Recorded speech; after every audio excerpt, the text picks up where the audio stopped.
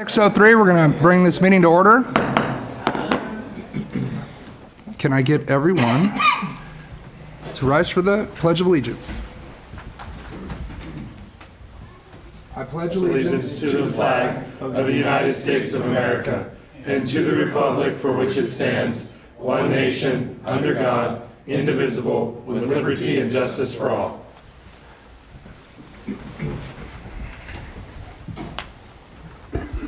All right, are there any changes to the agenda? Just one. I handed the council a copy of an amended contract that we have for its item number 5.5. According to the city attorney, there's no substantive changes to the agreement. It was kind of redlined just with some acronym changes and different language in the contract, but there's no actual substantive changes. That was even brought to you guys at the last meeting that was put on hold. So the both parties have agreed to that contract. So we just want to put that on a record. And we'll make sure this one's in the record, correct? Yes, that will be in the record, and that will be what's executed when we sign that contract next week. All right, any other changes? No, Mayor. Any changes from council? No. Seeing none, looking for the council's approval for the agenda. Can I get a motion? I'll make a motion to approve the agenda. It's been moved. I'll second. It's been moved and seconded. All those in favor? Aye. All those opposed? Agenda passes as written. Going to move on to item number 2, awards, presentations, appointments, and proclamations. 2.1 is swearing in new councilman Abel Arroyo. Abel?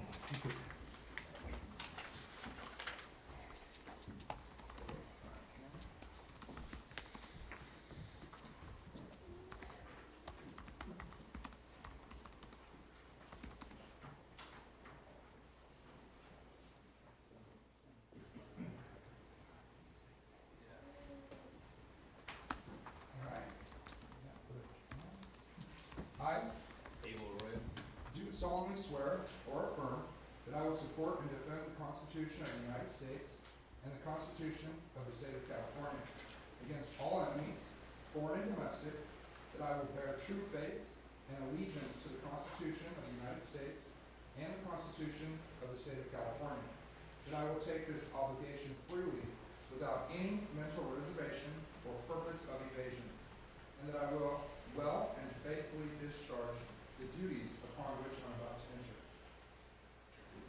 Thank you very much. like to marry you.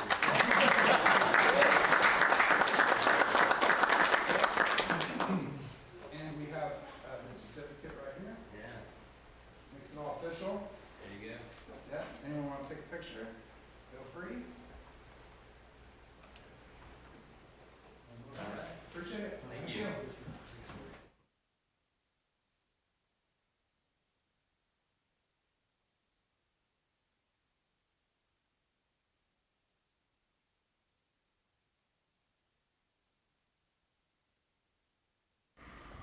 All right. We are going to move on to item number 2.2, 2025 Firefighter of the Year Award. Chief?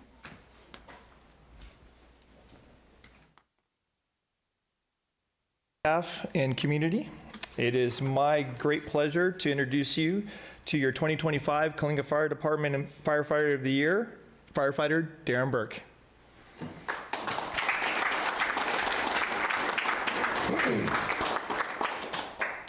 So this award is truly a peer-nominated award. So I'm going to read a little something from his peers about why they selected Darren. So Firefighter Burke has been a valued member of the department since May of 2022. In a relatively short period of time, he has consistently demonstrated the dedication, reliability, and professionalism that represent the highest standards of the fire service and your Coalinga Fire Department. While employed full-time with the department, Firefighter Burke successfully completed a fire academy, an achievement that required exceptional commitment and perseverance. He balanced the demands of academy training while continuing to work and manage his family life, an effort that did not go unnoticed by those around him. One peer noted, "Darren impressed me by going to the academy, working, and still managing a family life." Firefighter Burke comes to work every shift prepared to perform his duties without complaint. His work ethic and consistency are frequently highlighted by his peers. As one firefighter stated, Darren is hardworking and never really complains. He just does his job and does it really well. Another one said, Darren's the best. I can always count on him. In addition to his strong work ethic, Firefighter Burke has taken on an informal leadership role within the department by welcoming new rookies and taking them under his wing. He consistently helps train, guide, and mentor newer firefighters, ensuring they feel supported and confident as they begin their careers.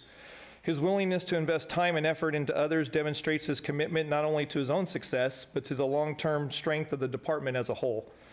Firefighter Burke's potential has not gone unnoticed. One peer summarized it best. He said, you know what? Darren's going to promote very rapidly in his department. He just has the it factor. For his dedication, perseverance, professionalism, and respect he has earned from his peers, Firefighter Darren Burke is truly deserving of the 2025 Firefighter of the Year Award.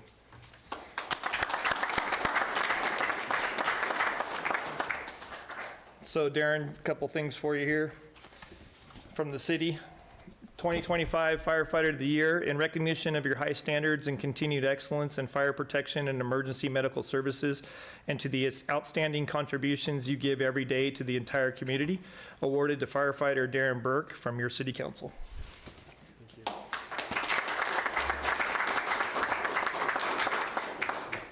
And then for myself and the command staff, we got you a little plaque, 2025 Firefighter of the Year, awarded to Darren Burke in recognition of your outstanding dedication and exceptional service to the Calinga Fire Department and the community you serve. Thank you. Would you like to say anything, sir?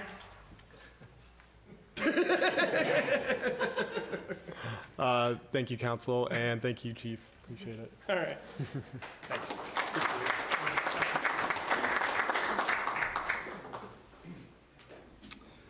Thank you very much for your service. Going to move on to item number 2.3, 2025 Officer and Dispatcher of the Year. Chief?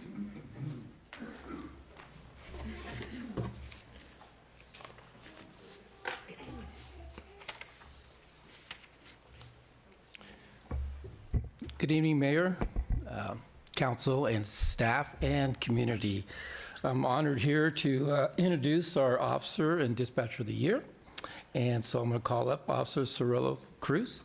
Please come up.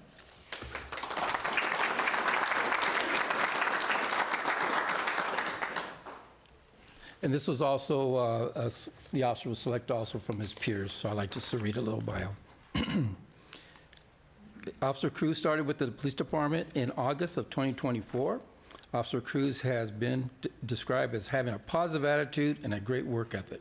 He is always eager to learn, gets along well with his fellow officers and the members of the community. And he is not afraid to put in the extra work often required in this profession. Officer Cruz has only been with the department for a little over a year. He has grown and improved, making him a valuable asset to the agency and to the community. He is always willing to take the needed steps to solve his cases and, when possible, arrest those responsible for the crime. I just want to give an example of a case that he did last month on December 28. Officer Cruz received information from Officer Jose Vega, which is right there, about where a wanted gang member by the name of George Marquez might be spending his time at. The gang member Marquez had a felony warrant for a shooting that occurred last summer near the Worthing Apartments. Officer Cruz took it upon himself to conduct various patrol checks in the area and eventually located suspect Marquez and placed him in custody. This was great teamwork from the officers, and we were able to take this violent individual off the streets.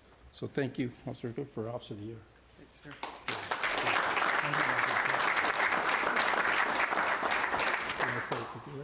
I'm okay. You okay? Okay.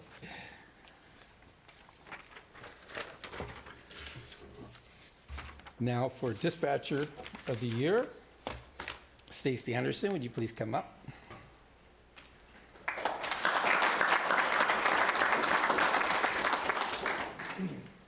Council, each year the Public Safety Communication Association hosts an annual banquet to recognize dispatcher from each, a dispatcher from each agency. This April 18th, in the city of Reedley, they will be honoring the selected dispatchers for each of the agencies. This year, Records Clerk Stacy Anderson was selected as Dispatcher of the Year for our department. Stacy has been with the agency for almost 19 years.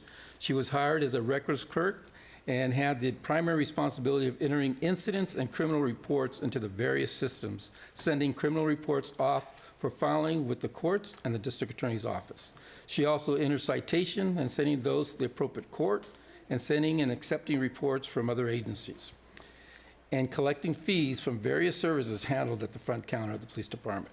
Since being hired, Stacy has also taken on the responsibility of covering shifts in the dispatch center, to the point where she has been sent to communication training officer school and can now train new public safety officers. While not technically a public safety dispatcher, Stacy has been chosen by her peers as the 2025 Dispatcher of the Year because of all that she does, including covering dispatch shift. Stacy has been instrumental in ensuring the police department did not need to contract with the Fresno County Sheriff Office for dispatch services due to the lack of staffing. Stacy is more than a dependable employee and is always willing to do the extra to ensure that whatever task that is given to her is completed, and completed accurately and in a professional manner. Thank you, Stacy. And I got some for you, both of you. This is for Officer Cirilla Cruz, 2025 Police Officer of the Year, in recognition of your high standards and continued excellence in serving and protecting, and to the outstanding contribution you give every day to the entire community. Awarded to Officer Cruz. And Stacy, for 2025 Dispatcher of the Year, in recognition for your excellence, professionalism, calm under pressure, and unwavering dedication to the public safety. Your skills, precision, and commitment behind the scenes ensure the safety of officers and the community you serve every day. Awarded to Dispatcher Stacy Anderson. I know, shits his head.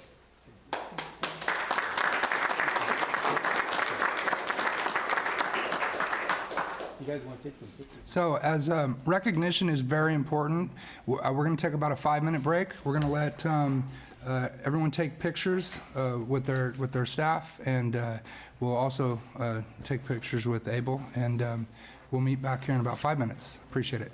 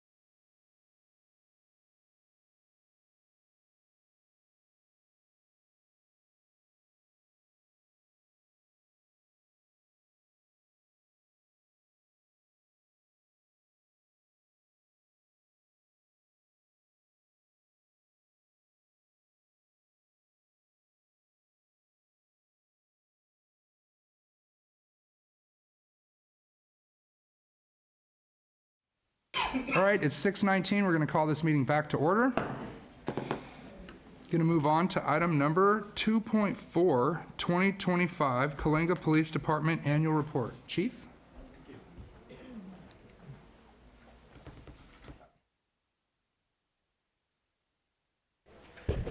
All right. Now, we have a couple new council members, so also I'll be explaining a couple new charts in this annual report.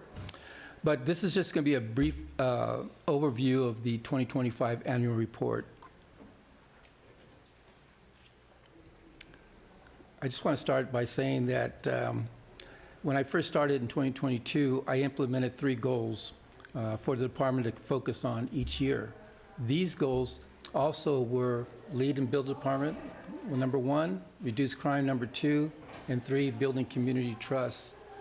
And these goals are provided in each of the annual report and every year to update you, the council, along with the community on our efforts as to how we're reducing crime, along with how are we engaged with the community, and much more. Within also the goals, I list the challenges we had in 2025, the accomplishments we had in 2025, and then the goals that we strive to achieve in 2026, the following year.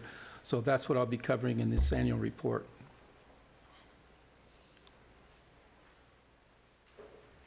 And starting with goal number 1, lead and build a department. Our budget here for 2025-26, the police department's annual budget funds 36 employees, 24 sworn officers, 1 part-time paid reserve officer, and 11 non-sworn civilians.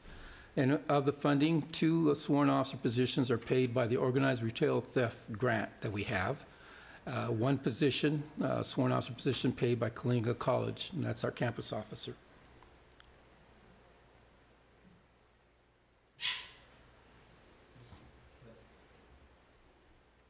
We did end 2025 with 4 officer vacancies and 1 part-time dispatcher vacancies. So some of the challenges we had with the 4 officer vacancies, and then you add on the maybe 1 or 2 other officers out for medical or administrative leave, we had to reassign our 2 detectives and our campus officers back to patrol to handle calls for service. They've since returned in fall of 2025. But not having them in those positions were hard. These are great officers, and they were doing some great work in that position. But anyways, they're been reassigned. As to the dispatch challenges we did have dispatcher vacancies in the summer of 2025, to the point that we had to reach out to the Fresno County Sheriff Office for their assistance on 2 occasions to handle 911 emergency calls for service. The accomplishments on that, and thanks for the support of the city manager and council, we filled all the full-time dispatch vacancies. So we definitely only have that part-time now. And then we also had the opportunity to promote 3 officers to the rank of corporal. Some of the sub-goals that we'd like to complete in building the department is we'll continue to have our recruiting team reach out to the local academies, but we also want to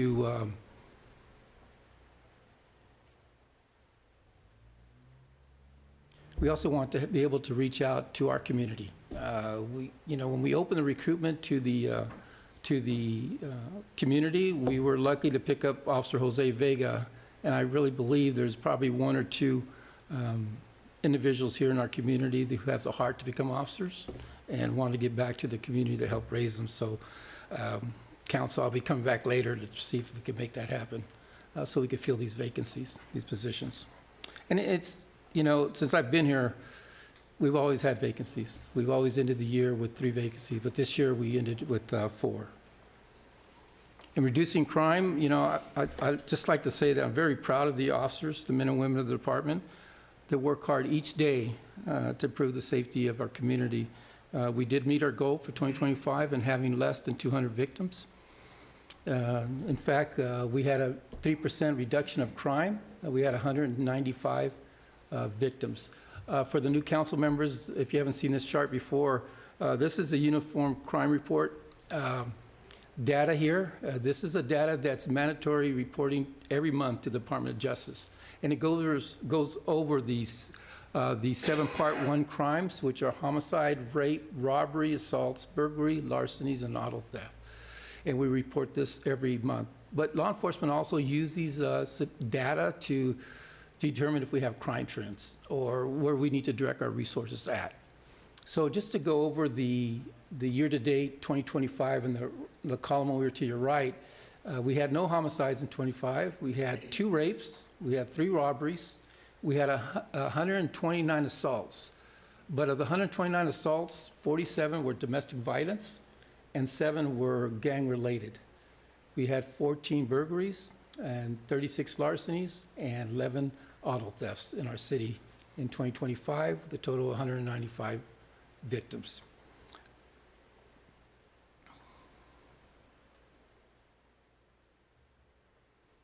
Some of our accomplishments, for the new members, for the new council, we had phases of 1 through 6 in our technology of a community video policing policing program.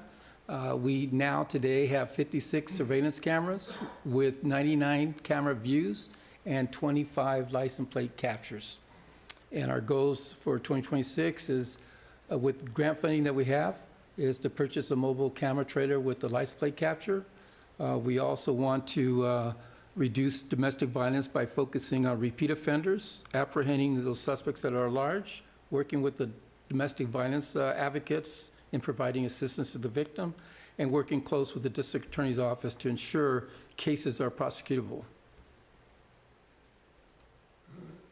Another thing we added in reducing crime, we also added in reducing traffic accidents this year for the first time because of the amount of traffic accidents we had in 2025. And it just shows you here, in 2025, we had a total of 83 traffic accidents compared to the 49 that we had in 2024, which is a 69.4% increase. The injury accidents was a major contributing factor to the increase, which we had 19 injury accidents compared to 8 the year prior, which is a 138% increase. So a couple of things that we're going to be focusing on and reducing that is that we're going to have our officers train, the radar equipment. We have to send them to school. Once they're trained, then they'll be able to use radar equipment in those areas where we have a high volume of accidents, along with the department's #1 complaint that we receive is vehicle speeding. So we're going to be taking on those complaints of citizens on those areas and neighborhoods or streets that are speeders, and we'll be utilizing the radar, and we're going to be issuing a lot of citations to hopefully reduce the speed and reduce the traffic accidents, so next year we won't have that many.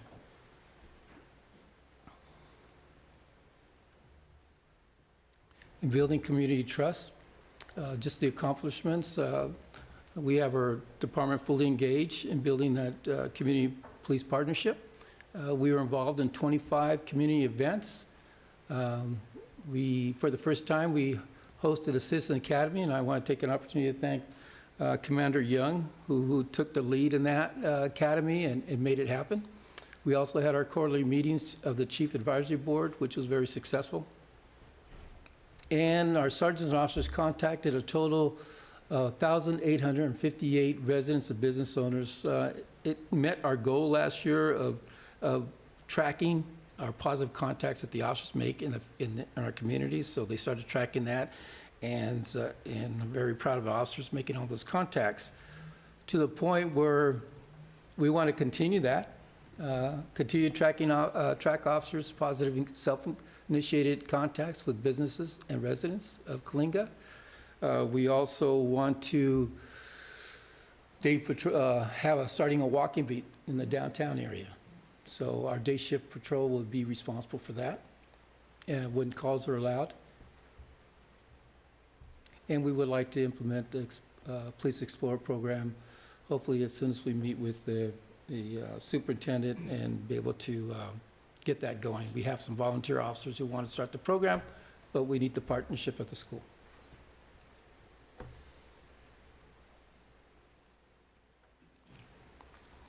Council, before I go to the last chart, I want to say that next Wednesday, January 28th, I'll be 4 years as your police chief. It's, and it's been an honor. But I remember when I first started in 2022, I came into the shortage of officers staffing. As a matter of fact, when we lost our canine officer, I was number 12 officer in 22 at the beginning. And we were just in a hiring mode after that. We picked up a lot of good officers through the academy. But it was some tough times. We had such an increase of traffic, of violence, of gang crimes, shootings. We didn't have a camera system that worked, that was helping solve cases. So we ended up, developing strategies and built strategies along with the officers getting experience to really start to impact slowly on fighting crime and reducing crime. And these strategies and having experienced officers really started to show. We ended 2022 with 325 victims compared to today of 195, which is a 40% reduction that we've had.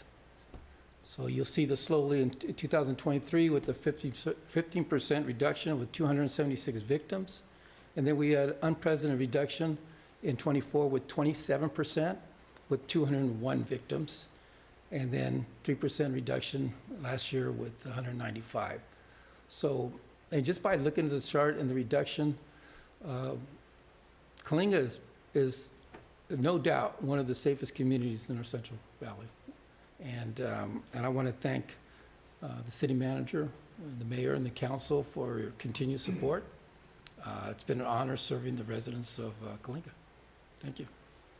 Thank you, Chief. Thank you. Any questions? You're not leaving, are you? That's usually. No. No, it's just an honor to be here. And I live here too, during my work week, so. Thank you. Okay. And that has to do a lot with even our retail, when we go to our meetings, showing them numbers like what you're giving us, actually makes a big difference. All this, house development, retail, anything that has to do for anybody coming to Coalinga has a big difference.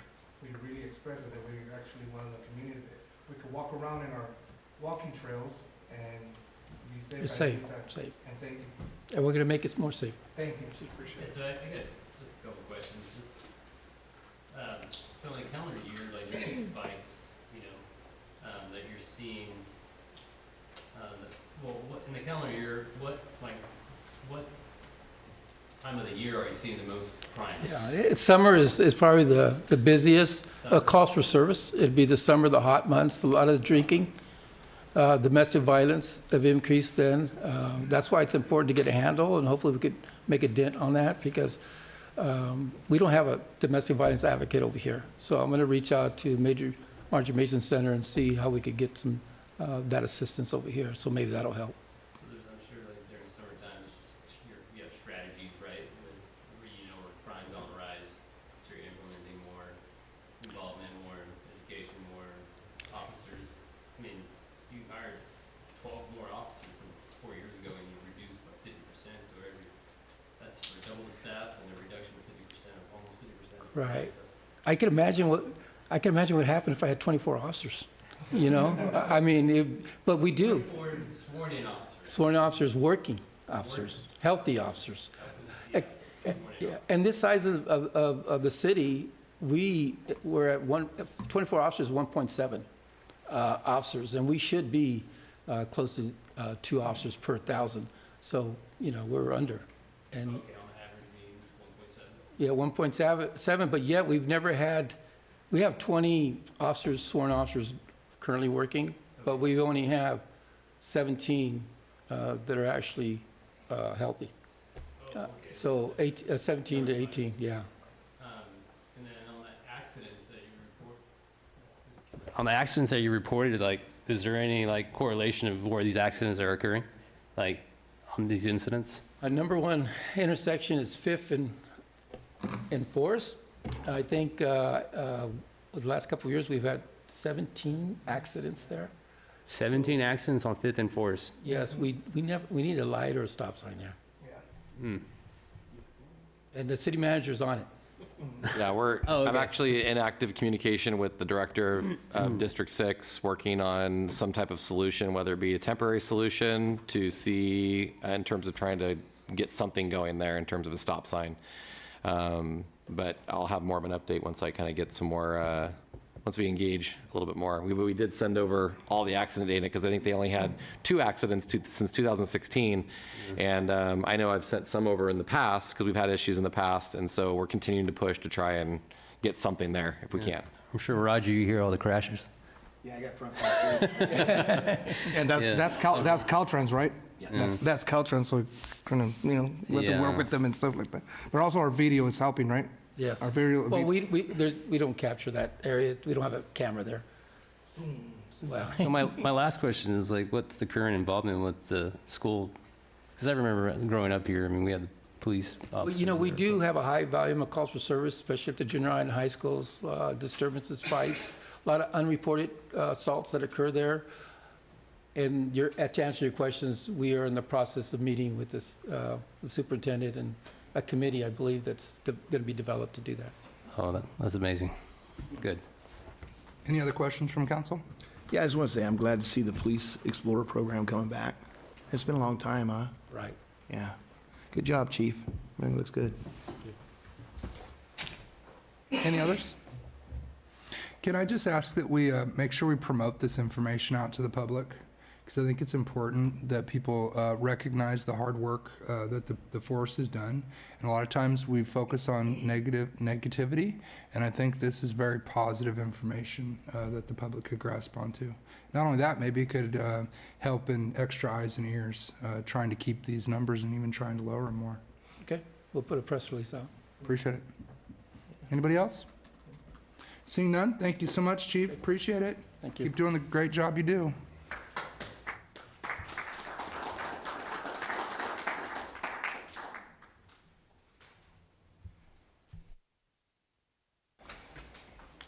All right, we're going to move on to citizens' comments.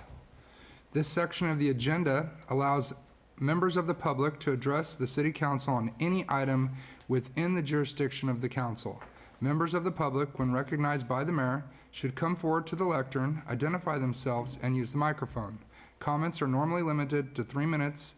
In accordance with state open meeting laws, no action will be taken by the city council this evening, and all items will be referred to staff for follow-up and a report.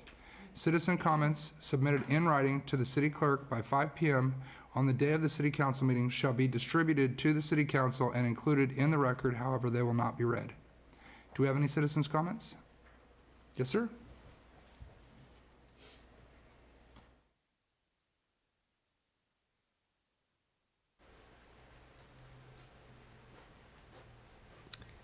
I'm Bill Lewis.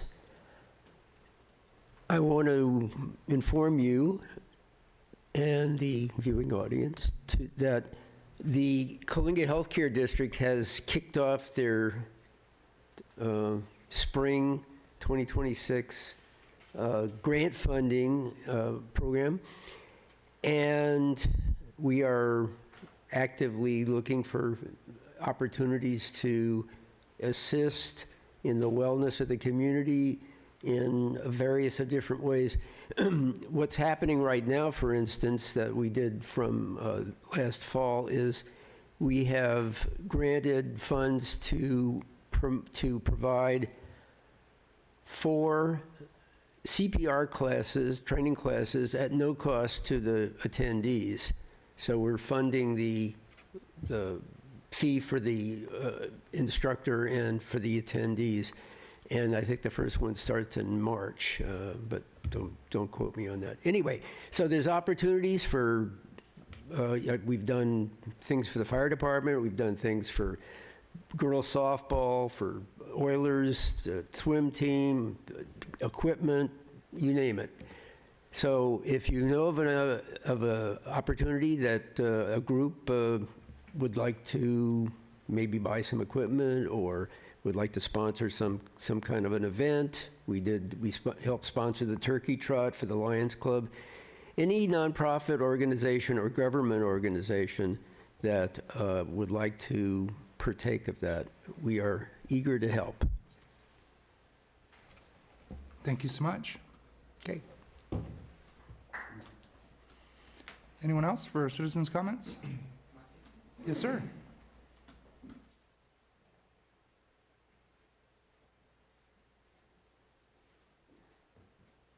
And please state your name for the record. Hi there, citizens of Kalinga. My name is David Gutierrez. I'm 25 years old, and I really just wanted to come up here to kind of just, I guess, comment on like the things that I see kind of that's going on with the city from my perspective and from, I guess, a lot of younger people's perspective, I guess you could say. Our city's so great. You know, we have such a good little town. It's so nice to be all together. But our town's kind of, I feel like, and a lot of other people feel like, it's kind of like declining. People are kind of moving towards these bigger towns like Hanford, Visalia, Fresno. Other day I had to go to Visalia just to go shopping and buy this jacket. And my real main concern for the city is we don't have enough jobs as well as enough things for like younger people to do. And I really feel like we should just try to build up the West Hills Community College because that's one of our biggest assets as a city. I went to West Hills straight out of Kalinga, at the high school and stuff. And going there, there's a lot of diversity, a lot of people that come from different states, Maryland and stuff. You know how far Maryland is? That's way on the East Coast. We bring different people to our town, you know? So we got to try to like build that up, I feel like, because that gives us eyes from the outside coming in, and they could take their eyes, be like, oh, I went to West Hills College, Kalinga, and they're in a different town, and they could be like, they could be putting it on, networking. I just feel like we as a town, we just gotta we could kind of build ourselves up a little bit better. We just need some more jobs too, you know? We got these shopping centers that are a little deserted and stuff, you know? They could use a little business, a little job, you know? Because a lot of us young people, it's really hard to find a job around here. You know, coming out of high school, like, be real with you, I didn't want to go to college. I didn't want to go to school. I don't want to keep on doing that. But I kind of was forced to do that because there's not enough jobs around here. I had to go get financial aid, you know, and get that each month. It's hard, you know. This town, I love it and all, you know, and that's why I wanted to come here tonight and try to speak. I'm a little nervous because I haven't spoken in front of a lot of people since, I don't know when, honestly, but yeah, I just feel like there's a lot of growth. It'd be nice if we get like a little fishing pond here, just throw that out there too. Because small towns, you know, we need activities to do, you know, little things. And also, since I'm up here, I also would like to say I don't think it's a really good idea that the that little pond or the little water park that's trying to go downtown, I don't really think that's necessarily a good idea. Like in that spot, it's a beautiful idea to bring that here, but that location, I don't know if that's really too good because that's really a business downtown area with a lot of traffic and kids and stuff. I personally wouldn't feel like that's really a good spot. I do security and stuff. I work at DEF CON before. I work at Harris right now, and I just felt like there's a little bit more we could do. But I appreciate you guys. Sorry for taking up your time. Oh, you're good. Thank you so much. Thank you, guys. I appreciate it. Thank you for coming.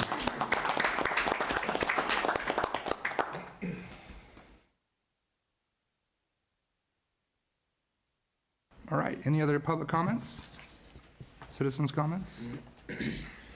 Okay, seeing none, we will close the citizens' comments. And I just want to make people aware that we do have comment cards over for the discussion items, which we do have, it looks like 3 of them tonight. So if you're interested in being involved in the discussion, you can pick up a discussion card, fill out your name and what item you want to talk on, and you can hand that to our city clerk. That being said, we're going to move on to item number 4, which is public hearings, which we have none. Going to move on to the consent calendar, which is number 5. It looks like we have 8 items. Is there anything that anyone would like to pull off for information? I'd like to pull number 2 just for information, please. Okay. Anybody else? Okay, number 2. Okay. Thank you. I'll just provide a little brief update. I think this kind of gets asked when we put this on the agenda, so I've got some, I'll just kind of highlight some of the items from our list that the departments prepare regarding our strategic planning projects. Some highlights, credit card payment processing, that will be accessible, and we've been already starting to push out some information on our social media about being available in February.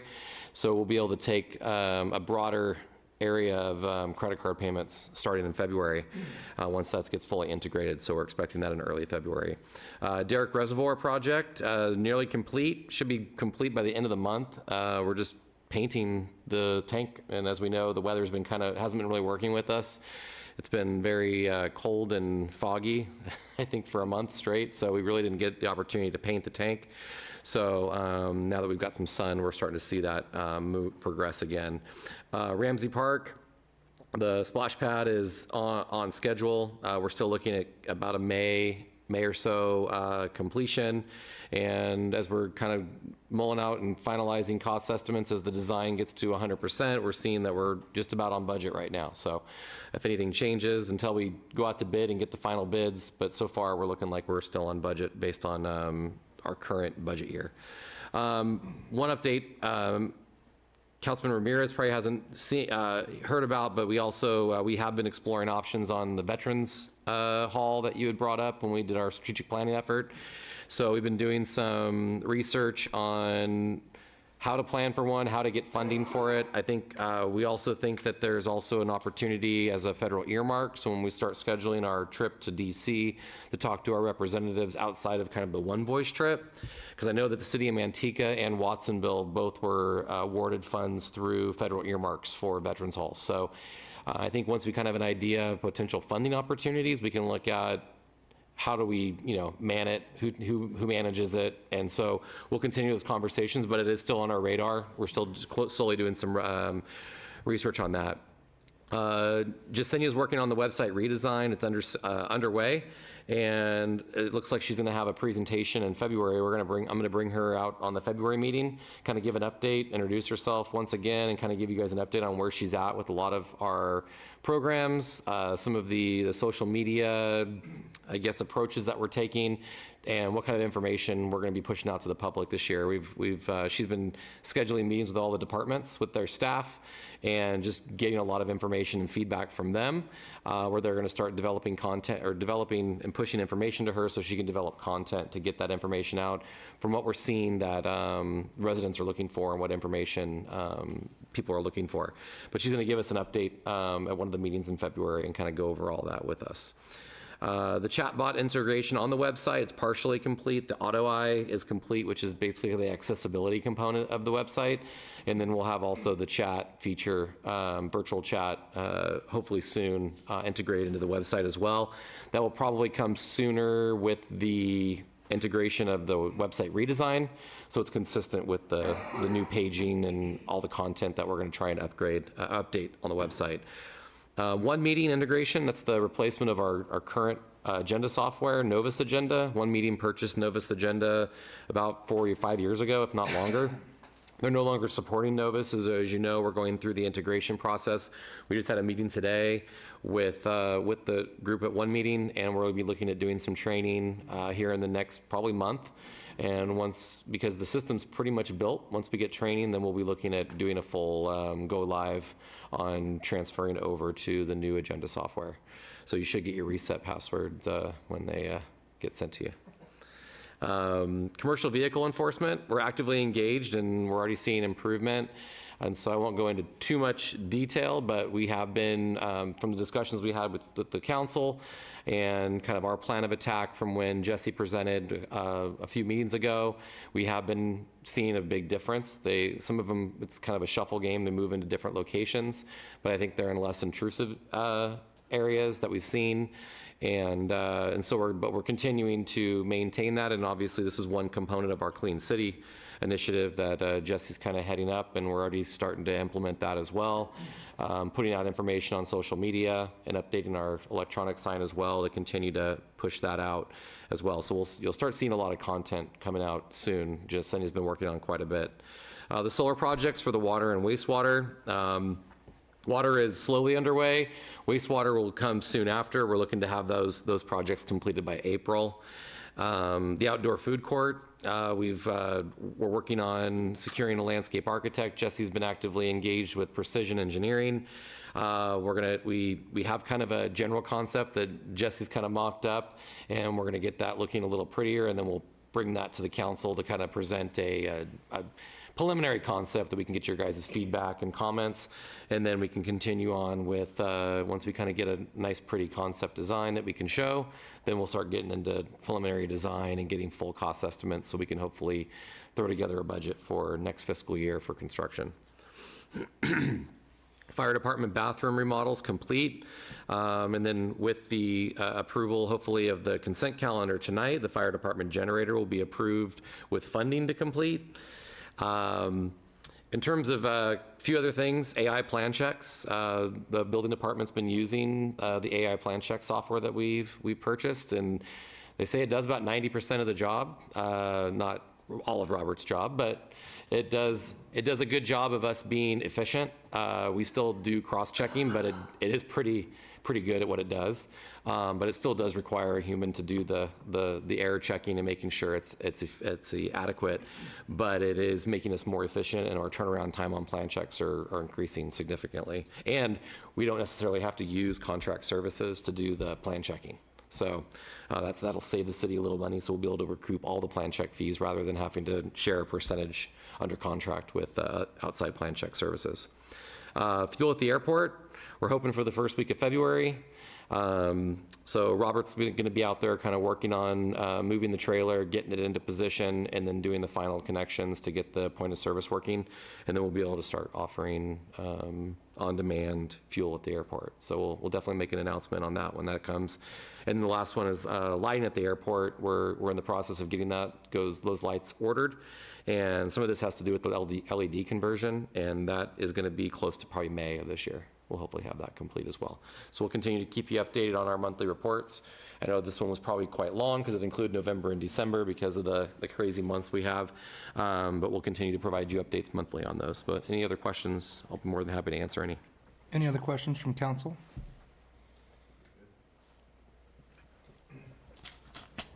Thank Yeah, you. the plan check. What do you mean plan check? Like So building plan checks? building plan checks? Yeah, so like we can from actually put it approved- into an AI software, and it does a majority of the actual comments for us. Gotcha. So this AR software, what does that include? Is that I'm going to let Jesse hammer that. That's kind of his little baby. It's a software called Ichi, and it's designed by building engineers. So what we do is, I'm a building plan checker by trade. So really what it's helping me do is train Robert.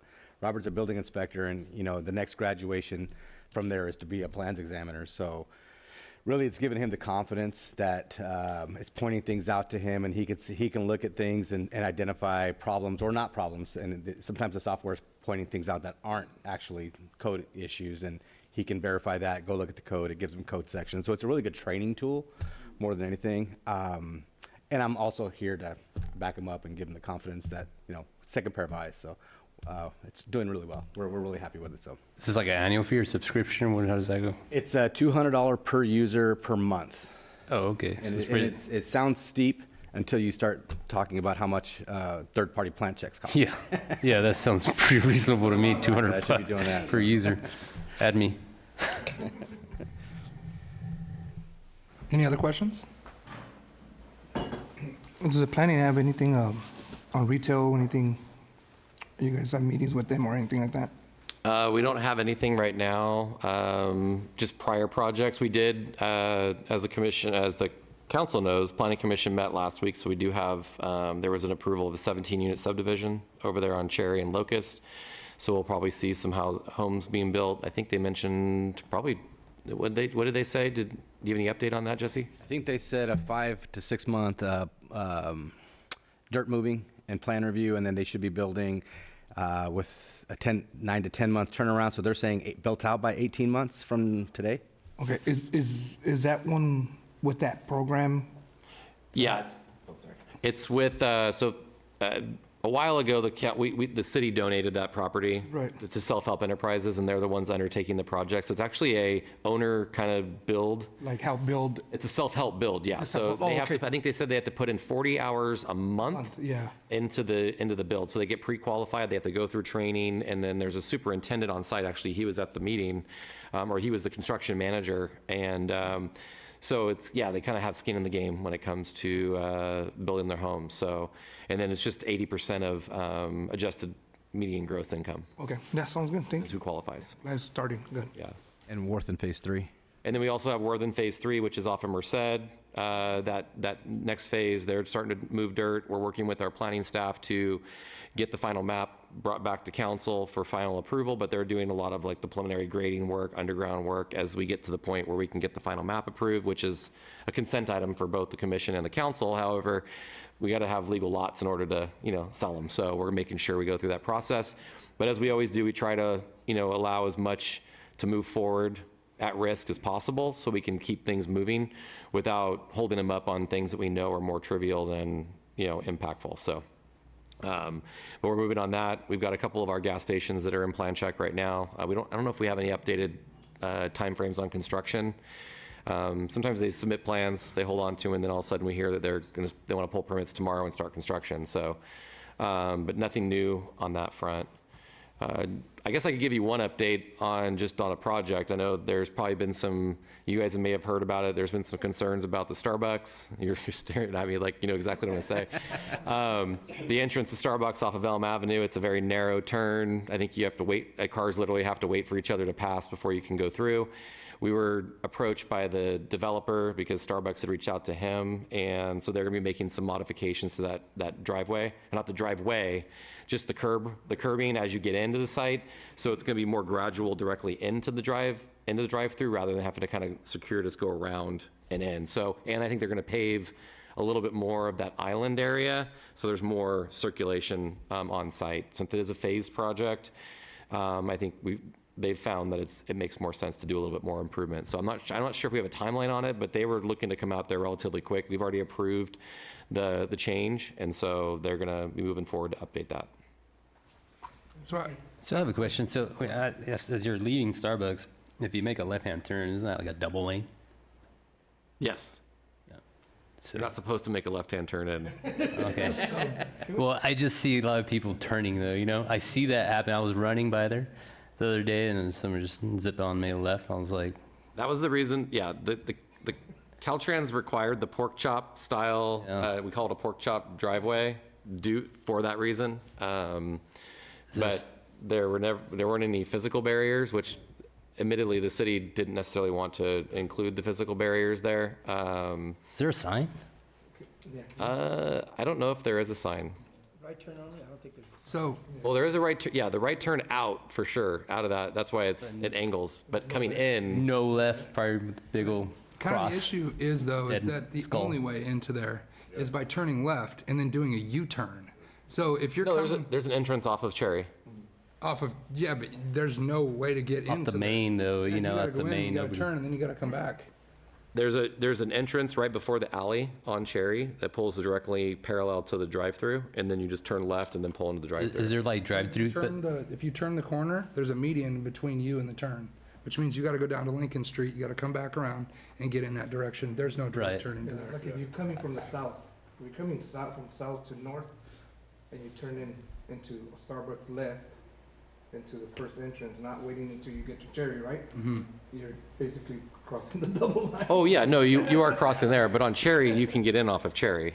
But for the can. drive-through, right? If you go up In and and go out. around. Yeah, I have great news. The road diet fixes all of that. yeah. Yeah. The road diet that everyone's going to be greatly happy with, right? All right, so I just have a couple more questions. So, website.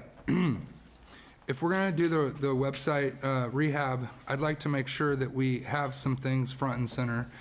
There's a lot of people that come to our website looking for services, for things of low income, things of nature to get them a hold of their nonprofits, things of that. I want to make sure that that's easy to get to, because if we don't put it out in front, then people are going to come asking. And these are questions that I field a lot of the time. So on the website, I'd just like to make sure that, and there's a lot of information on the website that's old and stale. And that's part of that So update. removing some of this stuff, making sure the city directory is easily gettable. Sometimes it's not so easy to get to the city directory because I know a lot of people want your number, amazingly enough, Sean. And then splash pad, what's we're good, still on time with the splash pad? Yeah, we're looking at so far May or May? so, yeah. Okay. And we'll keep you updated. And then did you get a response from the council people that are going to be interested in going to the ICSC, which is where we do some kind of lobbying for retail locations to come here? Yeah, so I'm still working on getting confirmation from all of you, but I did talk to Abel, and looks like he's going to be going, and Jeremy is going, and then it sounds like you two will be going to, are you going to One Voice? Correct. So then, and Manny, are you going to ICSC too? Okay, so I think I need to confirm. I don't know if we have Manny on the list. Do you know if we got his ICSC? Okay, well, we'll check, but we'll put Manny. Okay. Yeah, and then I have the dates for the other trip, which I can do on my announcements, or I'll just reach out to you guys too individually on the other DC trip. And then on that being said, when would the next time that our retail people will be coming back to give us an update? That's a good question. I'll reach out to them and we'll make it soon. Okay, I appreciate that. Any other questions on the consent calendar, on any of the items? No, just number 4. You want to pull number 4? Yes. Okay. Which one's that one? So I'm kind of new to this, but so as these consent items here, when we say pull them out, that means we're going to table them and discuss them, right? So, Or these, we can pull them out and elaborate more. correct. So Correct. technically, if we wanted legal way, technically, if we wanted to make significant changes, we'd be moving them to a discussion item. So these, let me have the city attorney give the legal version of the consent calendar and Yeah, what so- we can do. The consent calendar are just for routine items, minutes, simple contracts. If you pull an item, that means you're just pulling them for discussion or further clarification. And then once you have the clarification or your questions are answered, then you can move to approve it in one motion. Or if an item wants to be pulled for a separate vote, you can do that as well. Okay, well, I'll pull number 5. So would you like to pull number 5 for more information, or do you want to pull it for a separate vote? Oh, no, more information, clarity. Okay, so let's go to item number 4, and then we'll go to item number 5 after that.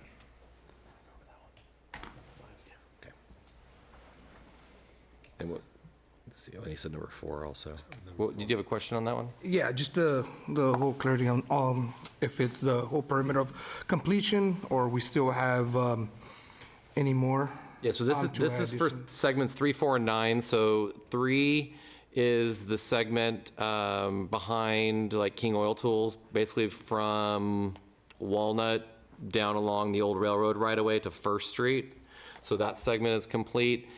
That's part of that segment, right? Yes. Yes. And then we've got the segment out on behind the Pacific Apartments.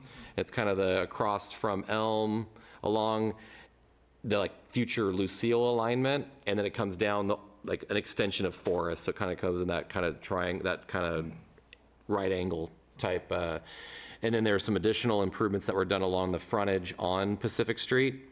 And then future phases, which we have funding for, will initially going to be connecting those phases. So the next phase we're working on right now is 10 through 12, which is along the sports complex. I think we're in the right-of-way phase right now. Along the sports complex, basically from Cambridge, all along Cambridge, pretty much from Monterey all the way to Elm, and then it'll cross Elm, go along the creek, and tie into that Walnut component. Another question. The one behind King's Oil Tools, that's number 3, right? Yes. That's number 3. Is I know I've asked, is there plan for lighting, or are we? Yes, so I think part of the lighting for this segment is part of the greenhouse gas reduction grant that we got to rehab the streetlight at Forest and Polk, because it's the only streetlight the city owns. So we're actually going to be modernizing that streetlight to the LED lights, plus it's going to have like the talking crosswalks that tells you to walk. So it'll have the audio. So it's going to be completely modernized to current standards. But we also, because the grant had so much, and there was something that came up on the grant that off the top of my head, I cannot remember what occurred, but we made a scope change in that grant, and we basically asked to include the LED solar lighting for the segments that we don't have lighting scheduled. Because a lot of our new grant applications, we've been incorporating lighting, but our early approved grants for trails didn't include lighting as a component, so we've included that in there as well. Because now we're finding we can ask for a little bit more money, and the lighting component actually is good. So the older segments, which is 3, 4, 9, we should be able to include lighting to those too.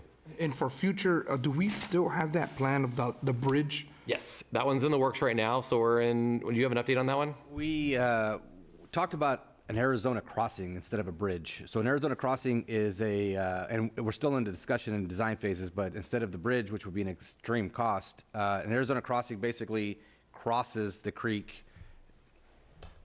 in the creek. Under the bridge. No, instead of a bridge. Instead of using a bridge to go over the creek, we'll just go through the creek. So I'm not guaranteeing we're going to get it done. That's the thought process, because a bridge is going to be almost prohibitively expensive.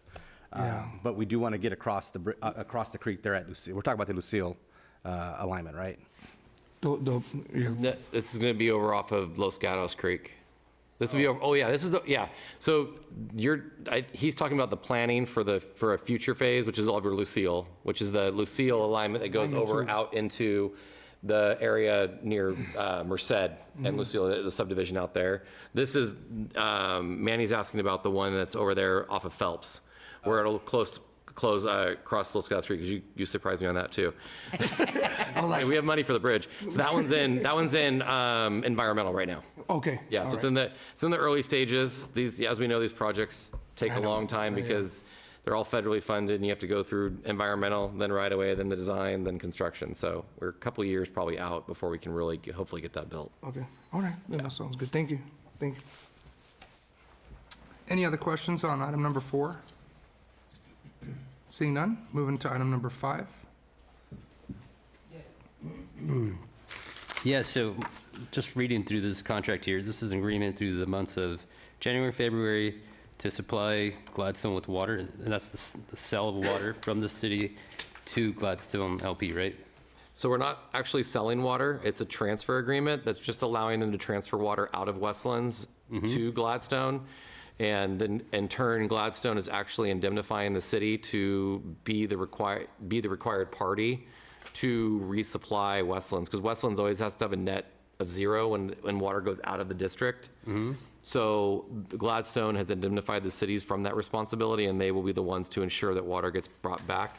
But this is essentially a transfer of water through our conveyance agreement, because we're the only ones that have a conveyance agreement on the Kalinga Canal. And so it allows water to convey through our conveyance agreement to the farmers that are on the Kalinga Canal. And so it's just essentially a transfer. So what's our gain for that? $35,000.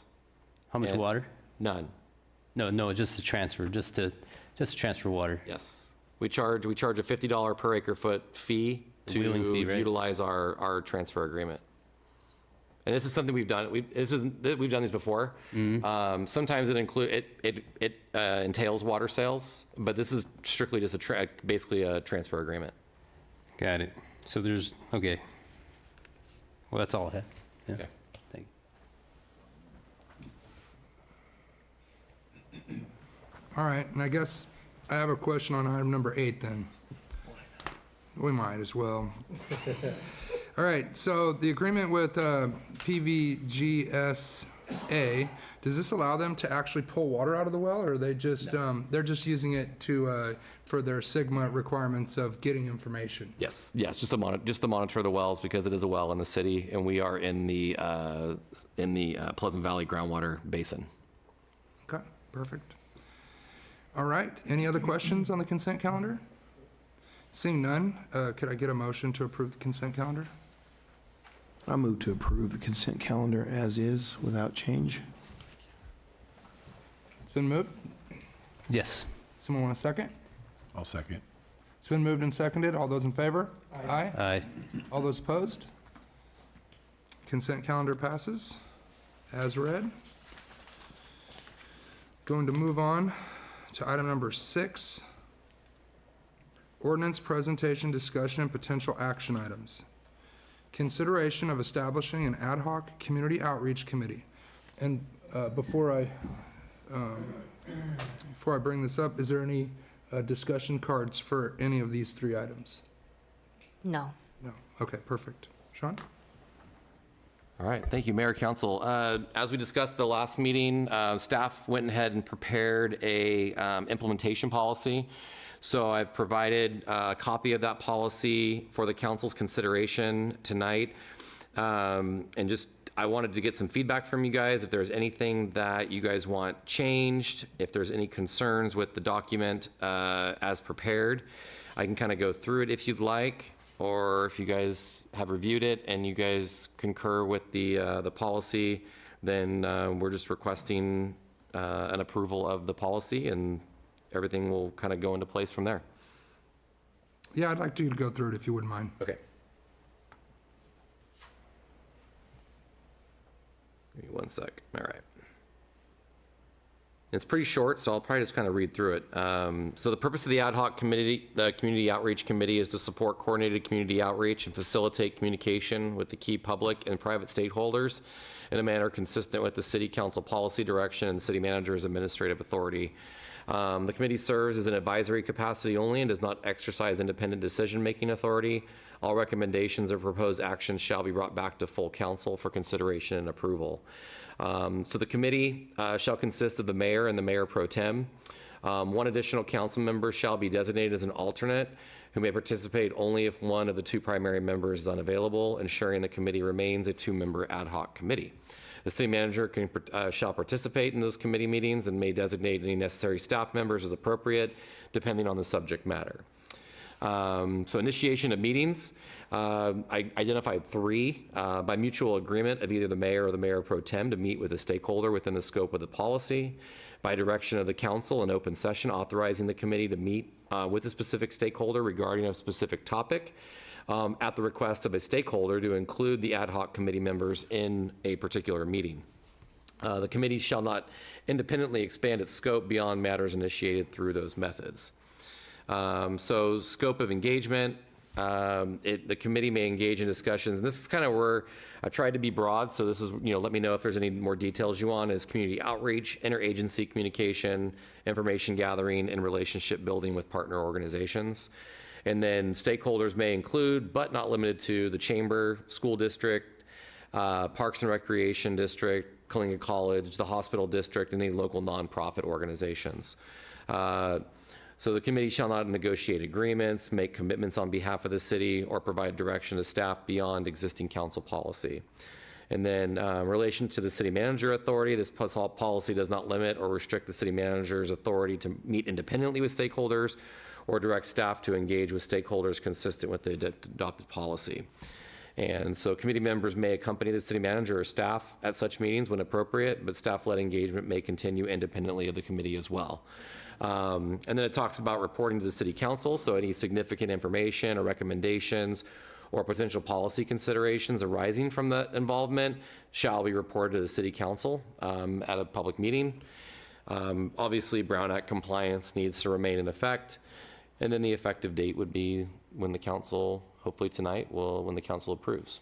But with that, if there's any changes or recommendations, let me know, and I'll be more than happy to, you guys can have the conversation. So I just wanted to point out that this in no way, shape, or form stops individual council members or a group of council members less than 3, to meet with individual agencies, correct? No. Right, so this is more of just a formal presentation of being able to meet with other agencies formally and not taking away anybody else's. Like if, let's say 2 members wanted to meet with the school district on an issue, obviously that's everyone's right to do. This doesn't hinder that. It just makes a formal process to where if we want to reach out, and we do have a couple items that will probably be coming back and forward and asking, because there are some items that we do need to reach out and talk. But the reason that I put this on the agenda originally was because I felt like that these should be formally approved by council. That way that people, the council members didn't feel like that other council members were just trying to do something without the scope of the entire council. But since we have Brown Act limitations, the way that we do it has to be very specific, correct? Right, so there's a difference between a standing committee and an ad hoc committee. So the ad hoc committee, obviously you have to comply with the quorum requirements. You can't have a quorum. And the ad hoc committee is usually more limited in scope than a standing committee.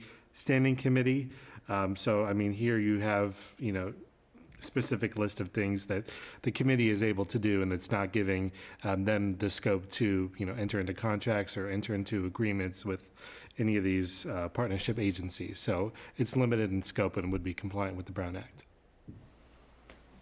So I guess looking at this, my only recommendation on this is that we allow the alternate to be, I don't think that we directly need to appoint an alternate.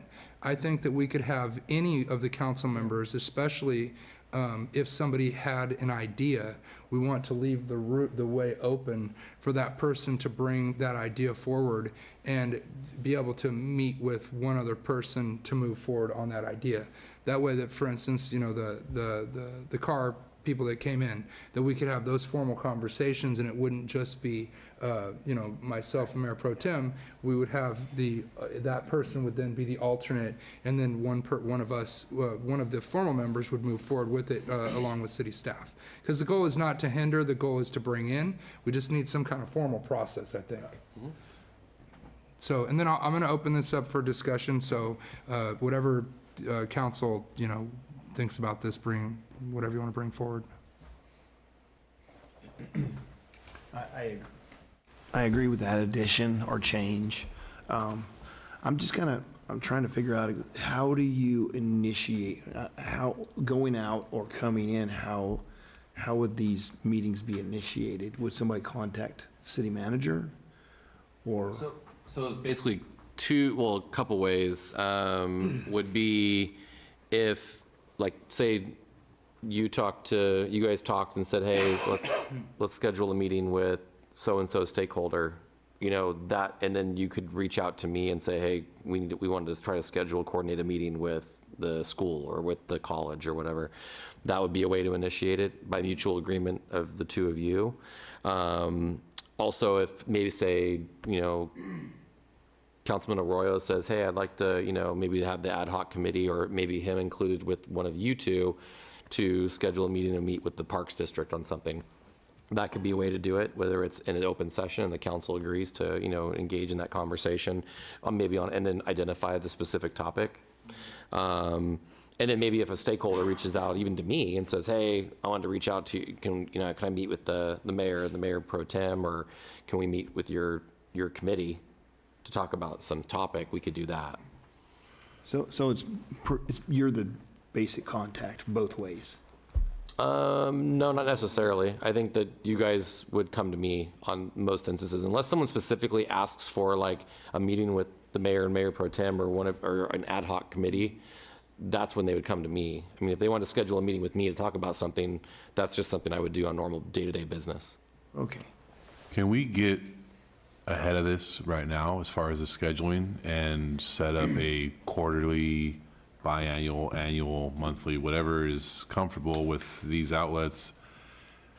Give them a time and date, let them know, so we can get stuff rolling, so it doesn't get lost, or somebody feels behind.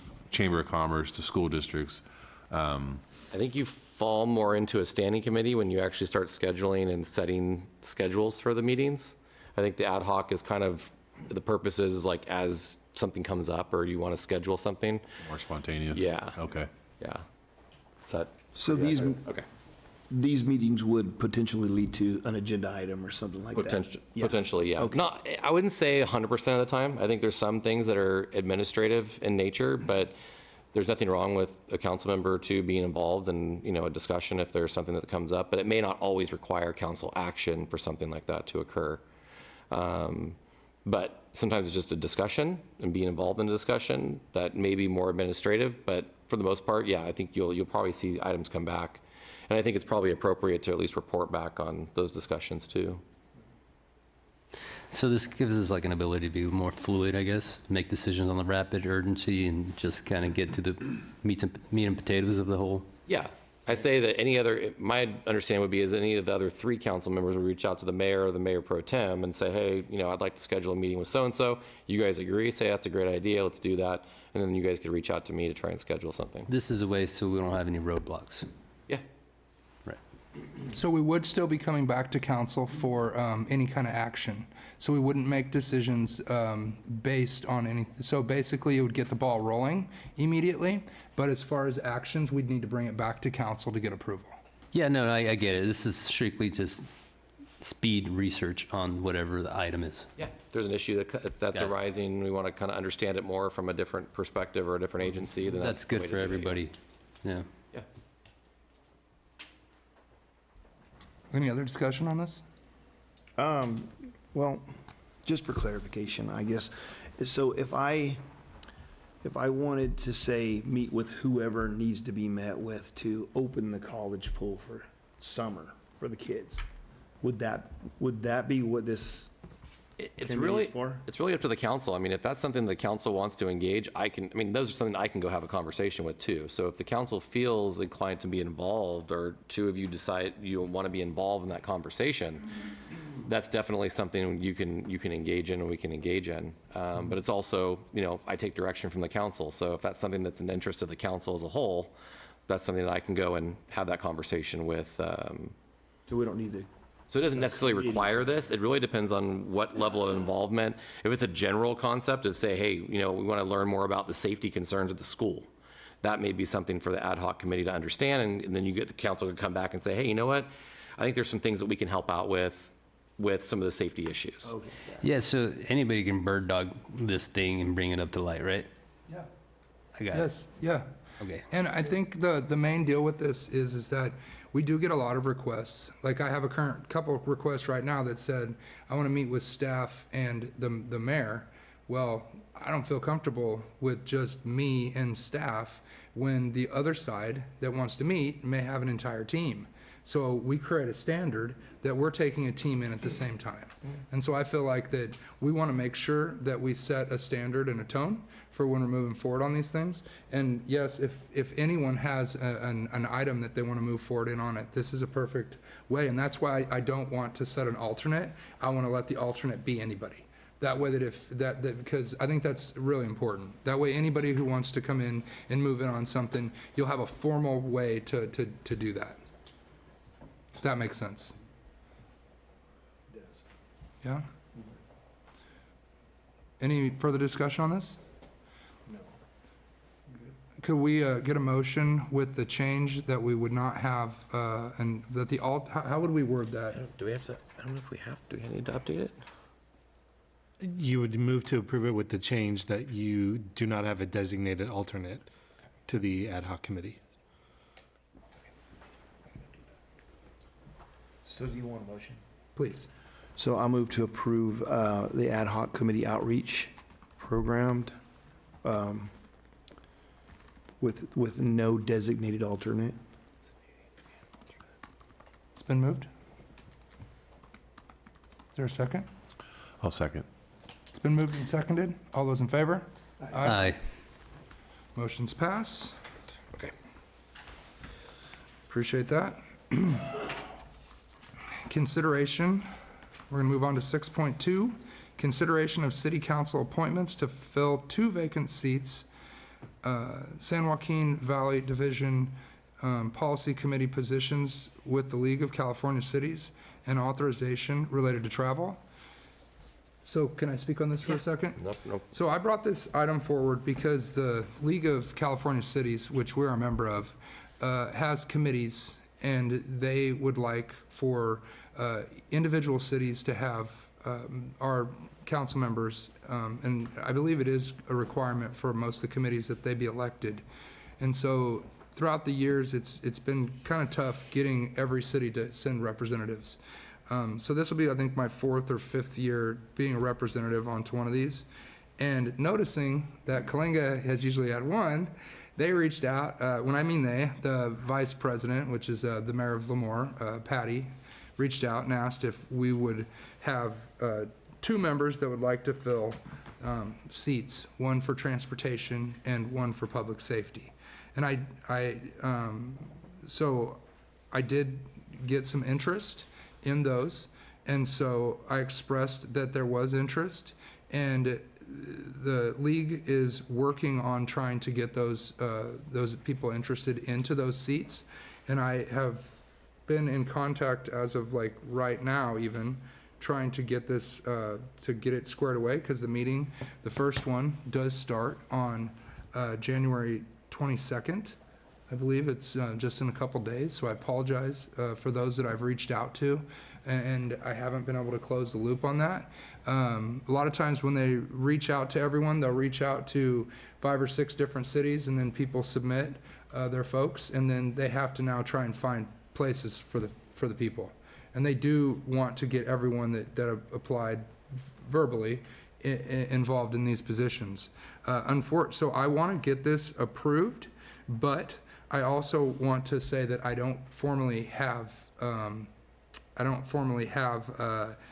recognition from the league that these positions are in place. So I guess I'm looking at the city attorney, wondering how can we do that?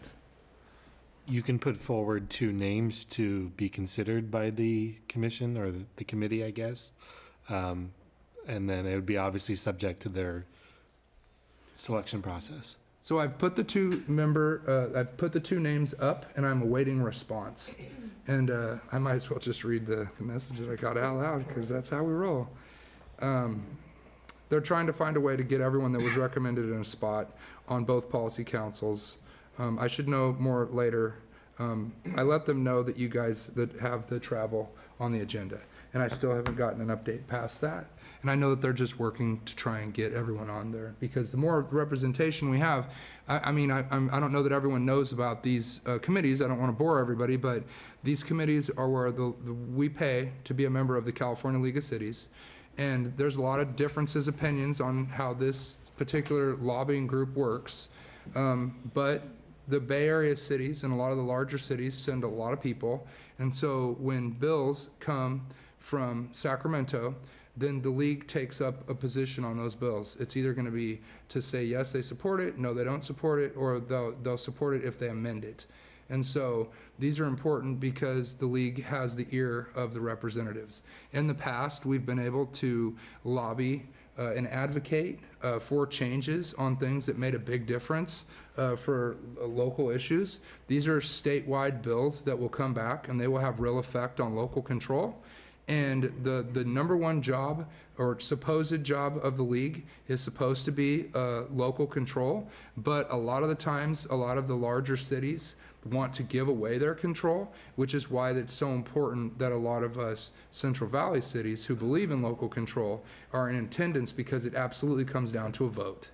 And so we've lost votes by two votes before because we didn't have enough people there. So that's why they're really, really trying to put a push to get people to be involved in these, because what happened is that, let's say that we want an amendment on something, if we vote to send them to get an amendment, they will go and they will talk to the people that brought that bill up, and they will say, hey, we will give you our blessing on this bill if you will change it. Now, doesn't work all the time, but sometimes it does work. And so that's the importance of this. And the League of Cities does quite a bit on individual projects as well. So if we have some information or we want information on a particular project, the League, we can reach out and they can actually contact and talk to some of the representatives. They work well with Townsend as well, which are our lobbyists. And so it's kind of a cohesive thing. But that being said, sorry for the long-winded, but I do feel everyone should realize kind of what this group is. They are a lobbying advocacy group, and we do pay to be members. And I think twice a year, They host events that the city does attend, and it's a lot of advocating where you get to go and meet with other cities, and you get to go and meet with other agencies, like the state agencies, and they put on these different tracks, and they usually either do it in Sacramento or they do it in Long Beach, and that's where we can really get out and talk to other member agencies like ourselves, and we can actually come up with some really cool strategies and ideas to help each other. So that being said, do I need to express who is the members? Yes. Yeah. So I have asked for Mr. Louder to be on public safety, and I've asked for Mr. Ramirez to be on transportation. And so we do not have a guarantee back from the league, but I would like to get approval if they do come back, and that we could, that'd be okay. Yeah, and then you'd also authorize the travel reimbursements for those committee meetings. Right, because it is quite a little bit of a distance, and it does take your day, and so then the city would reimburse you for the travel. And in some instances, there is a need for a hotel stay because of the time when the event starts, maybe early in the morning, or it may be too late, and if it's in Long Beach, you know, trying to drive back in the traffic can be quite the deal, and if it's in Sacramento, sometimes trying to get there is the ordeal. So I've already kind of reached out to the members and told them what those schedules are, so they know what they are. And I think I guess I'll just reconfirm commitment from the two members, if they're okay with that. Yeah. So that being said, I'll open it up for discussion.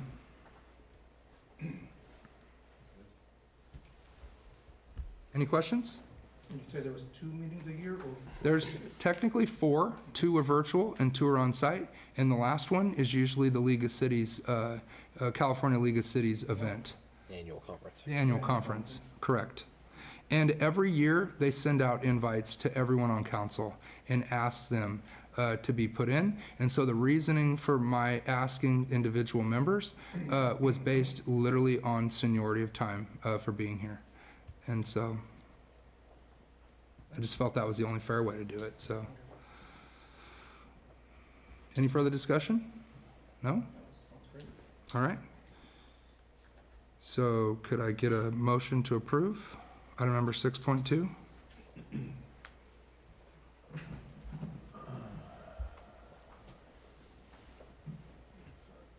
Motion to approve consideration of city council appointments to fill 2 vacant seats, San Joaquin Valley Division, SSJVD Policy Committee positions with the League of California Cities, and authorization for related travel.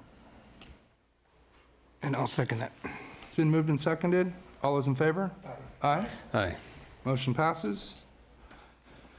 Moving on to item number 3, consideration of commemorative banners in recognition of the 250th anniversary of the United States. Future agenda item, Mayor Pro Tem Schindler. So this was requested by Mayor Pro Tem Schindler, just to provide, and staff's just looking for direction or concurrence. Mayor Pro Tem Schindler had basically requested if we could, as part of the budgeted process for we were going to put up banners and around town as part of our one-time projects, that he requested that we look at basically designing and installing banners in recognition of the 250th anniversary of the United States, which I guess is America 250. And so essentially, we're just looking for direction from the council. If you're comfortable with that, that's kind of a theme. Obviously, the banners, we were looking at seasonal banners, but we really hadn't quite gone through that process yet, so we haven't really undertaken any design effort yet, so this could be a perfect time for us to start and utilize this as the first banner. So if the council's comfortable with that, we'll just proceed forward with doing this as the first set of banners that we'll order. As we kind of get more amounts, right now we have $5,000 budgeted in the one-time projects for banners, and so we'll kind of, once we start getting the design and once we get some quotes on the actual banner costs, then we'll see based on future banners if we need additional funding, but we should be able to start this with the $5,000. I was just originally asking for flags up and down the street, but I noticed the Horn-Toad Derby signs have been up there for a little while, so Yeah. this is an opportunity.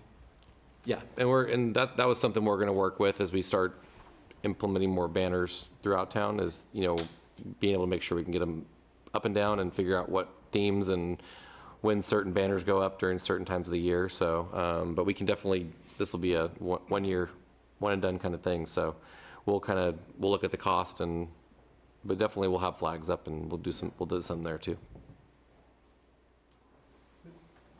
Any discussion from council?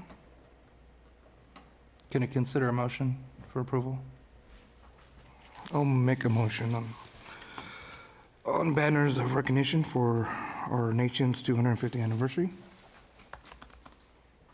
I'll second. It's been moved and seconded. All those in favor? Aye. Aye. Motion passes. We're going to move on to item number 7, which is announcements, city manager's announcements. I just had one, and I did have a conversation with Spencer and Joseph with Townsend Public Affairs, our city lobbyists, and we've set dates, or based on scheduling for the DC trip, for the kind of general trip, not tied to One Voice with Fresno Council of Governments, and they are looking at dates of March 3rd through the 6th. So 3rd and 6th would be travel dates, and then we would be meeting with our electeds either the 4th or 5th, and then also any state departments that we would be looking at based on some of our asks. So, if we have certain asks for certain projects, we'd be able to, and they're going to provide us some lists of different departments that we can try and reach out to and talk to about specific projects beyond talking to directly with our electeds as well. So that's kind of the plan. So I just encourage you to reach out to me if you guys are interested in attending, because I think we're at the point where we can start scheduling travel. So Spencer and Joseph are on it and ready to start. They're going to probably in the next couple weeks, first week of February, start actually requesting schedules and getting electeds scheduled for tours. So, question for the city attorney. Yes. Since this would be an advocacy trip, are we limited on the amount of council members that we can send? You're not limited on the number of council members you can send, but if you're attending meetings with the electeds and talking about city business, then you can only have 2 or less council members. But if you could have more council members going, but you can't have them in more than a quorum in meetings. So if more than 2 signed up, then we'd have to rotate in and out of meetings. Correct. Okay. So just so everybody knows that, I personally believe we should open it up to the whole council. And if that's the case, we can, if more than 2 sign up, then we could rotate in and out of meetings, if that's okay with everybody. But this is, I guess, this is only an announcement, so we can't even do anything on that, so. We can bring it back at a future meeting if needed. Can we, could we please do that we could formalize it? So, Sean, you're gonna reach out to the individual council? Yeah, I intended to send a message out today. Unfortunately, ran out of time, but I'll get one out in the morning and seek interest from the individual council members. Okay. Yeah. Anything else, Sean? I do not. All right, council members' announcements and reports?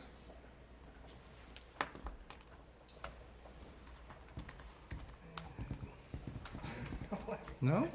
No? No one? All right. City treasurer is not here tonight, so mayor's announcements. I have none. Future agenda items.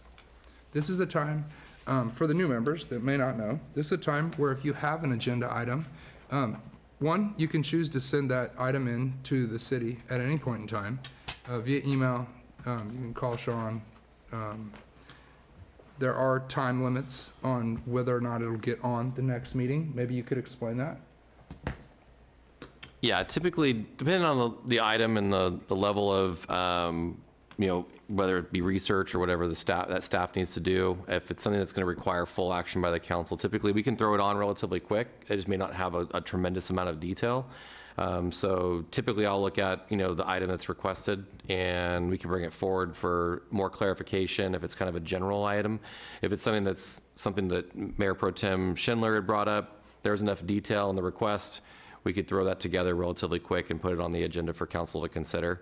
But if it's kind of a new item, or if it's outside, of some of our strategic planning efforts, then typically we just bring it back as a general topic and then have the council discuss and then provide me direction on how you guys would like to proceed. Yeah, can you email me that, what you just said? I should have recorded myself. Yeah. On YouTube. Yeah. It's recorded. Your little, And just so everybody knows, we absolutely can reach out to staff for clarifying questions. I suggest everything via our code of conduct should go through our city manager, but we can absolutely save a lot of time bringing things to staff and trying to work with them first, especially if it's a future agenda item that may take some extra time. If the more time that you work with staff before you bring it, the quicker that it will get on the agenda and be able to go. Correct? Yeah. No, the reason for it is just that we want to make sure that collectively the council is making decisions and providing staff and the city manager direction as a collective group. And so when there are certain larger policy decisions that need to be made, or it's going to require extensive staff time, or it affects the budget, then we need to, that's something that the council as a whole needs to provide direction on. So you would just send that to me, and I can provide feedback once you send the request in, kind of how we can handle it.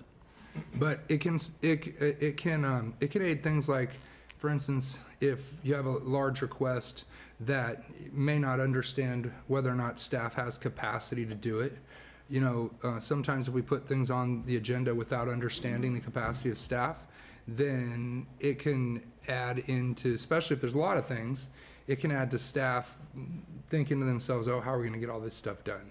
Whereas if you kind of ask Sean ahead of time, he can give you kind of an idea of, is this something you want to bring forward now because of the capacity and because of the budgets and stuff like that? And then obviously it would come back for full council approval, but it's just kind of a way you can kind of get some insight and detail.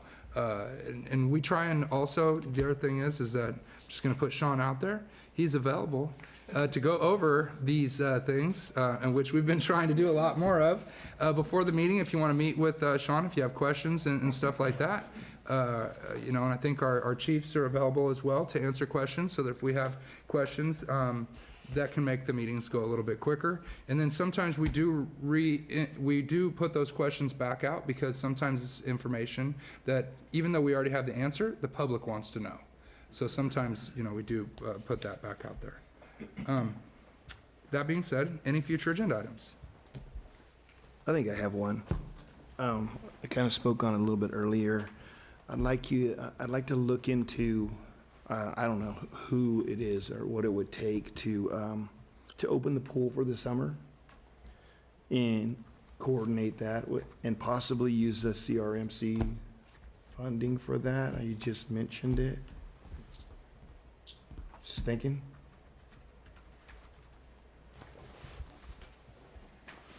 I know I tried this a couple of years ago, and it takes a while to get that coordinated, so. Anyone else? Future agenda items? would that fall into the program of that health funding that a guy came in and met and said it? I think that's what, Yep. yeah. Oh, okay, that's the same connection there? Okay, gotcha. Cool. No, I think he was talking about splash pad. What are we talking about? No, No, you were the- we were the talking first about gentleman. Bill, are you talking about the money Bill. for? Yeah, Bill. Okay, so, okay, got it. Made the connection there. Okay, sweet. Any other future agenda items? No? All right, Oh, sorry. go ahead. Just not a future, our prompter or sign, electric sign, I've gone calls that a lot of the words are really small. And, We're working on that. okay. Yeah, yeah, just that. I seen somebody just slowly go through the graphs and just try to read it. Yeah, it's a work in progress. Just is learning the use of the sign, and I've talked to her about taking a look at it, and so sometimes we'll run tests, and she'll go out there and actually go physically look at it. But yeah, we're starting to work on a lot of the new content. But yeah, we've been getting some feedback about that. So The flag looks good. what? The flag looks good.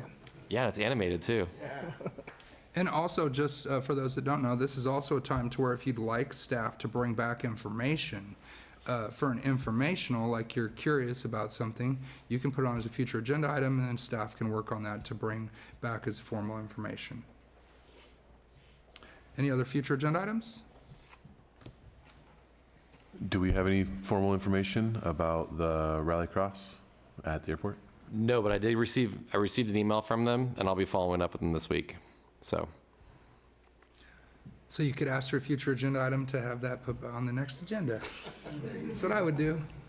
Load it up. You know, I want to see if we could get with Fresno County Public Works and see if, what's the route where they could take, or they could get something like a camera out in Phelps on that little curve. I cleaned that part, and so has Fresno County cleaned that part so many times, and it's like getting filled with refrigerators again, washers. I just want to see if staff could get a hold of Public Works and get something going, if maybe they could put a camera on one of those posts, because it seems that that little, right passing the cemetery, Oh. that, for that little curve. people park right there. There's that kind of wooden fence or whatever right there. Yes, I've cleaned, Wilderness area.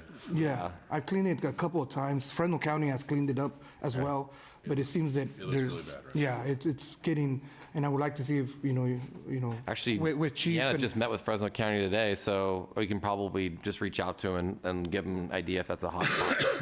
We'll reach out. Yeah, okay, sounds good. Thank you. Any other future agenda items? And Councilman Louder, did you want a formal update on that at the next meeting? Yes, please. I'd like a formal update on the Rallycross event. There you go. All right, and I have a couple. One, I would like to have staff, actually probably the chief and his staff, look into some kind of software that can report crime to the public, so the public can have an idea. Long time ago, we used to have some software that it would actually plot out on a map where the crime occurred. So then people could, it was helpful for, at the time when we were doing neighborhood watch and things of that nature, so then we would know where those crimes are occurring, and that kind of gave people the idea of, hey, if crimes are occurring in this area, let's keep our eyes open into those areas. So that's one. And then secondly, and this is obviously a larger project, so I just want to put the idea out there, that along with the Explore program, that we think about maybe bringing back some neighborhood watch awareness. Because I know we do have some neighborhood watch that's already out there, but I'd like to continue that awareness. And like I said, I'm not expecting anything like ASAP, because I know you guys got a lot of things you're working on, but that'd be something I'd like to see in the future. And then for the ad hoc committee, we have the two items. I'd like to schedule a meeting with the school district so that we can open up conversations and have the first meeting be kind of a meet and greet. Nothing too heavy, just a little bit of information back and forth with the school district so that we could talk about some things that affect the school and the city. And then the second that's already been requested, the school was requested too, but this one is kind of a pressing thing, is to schedule a meeting with the Huron ambulance situation. That's in process right now. So if we could do both of those with the formality of the ad hoc committee that we just created, that would be perfect. To piggyback off that, I'd like to highlight an opportunity to schedule a time for the three, I think, important parts of scheduling events that go on in town: Chamber of Commerce, the school, and Parks and Rec. I think there's constant conflicts of sports events, city events, and Chamber of Commerce events, and it seems to pull population to either side, and we totally lose out on good times and bringing everybody together. So I think having all three, including the city, sit down and create a calendar, I think is something I'd like to highlight. That's fine, and we're actually exploring options right now, so. So is that a future agenda item that you would like to be a part of that process? Yes, I think that would be good. Okay, perfect. Any other future agenda items? All right, seeing none, We're going to move into closed session where fun begins. Let's see, it's 8 o'clock. I think we can get out of here. Gosh. We have 2 items, conference with labor negotiators, or for both of them. One is for the POA, which is Police Officers Association, and the other is for general employees. Do we look at reporting anything out? No, Mayor. Nope. And so this portion of the meeting is adjourned. I appreciate everyone coming. Thank you, Mr. Gutierrez, and thank you, Chuck, for spending the time. I know that this isn't what a lot of people want to do with their nighttime, but we appreciate your participation. Thank you so much, and we hope to see you again.